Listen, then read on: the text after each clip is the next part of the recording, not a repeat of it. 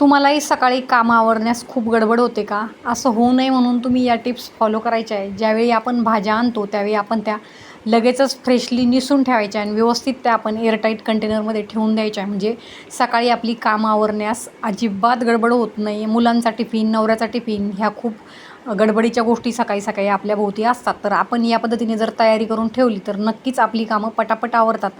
इथे मी मेथीची भाजी आणलेली होती, ती व्यवस्थित झाडून त्यातली माती अगोदर मी काढून घेतलेली. नंतर आपल्याला हे शेंडे खुडून ठेवायचे आणि ही जी भाजी आहे ती निसल्यानंतर आपल्याला एखाद्या एअरटाईट कंटेनरमध्ये व्यवस्थित ठेवून द्यायची. म्हणजे मग सकाळी फक्त आपण धुवून लगेचच भाजी करायला ती रेडी होते. बरं, आता भाजी निसताना मी मला एक टिप आठवली.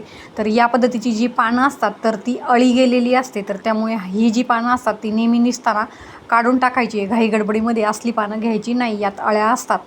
बोलता बोलता इथे भाजी देखील निसून झालेली आहे. ती मी एका एअरटाईट कंटेनरमध्ये ठेवून देणार आहे आणि त्याला झाकण लावून आपण ती फ्रीजमध्ये ठेवून देणार आहोत. याच पद्धतीने तुम्ही लसूण देखील निसून एखाद्या डब्यामध्ये फ्रीजमध्ये ठेवून देऊ शकतात.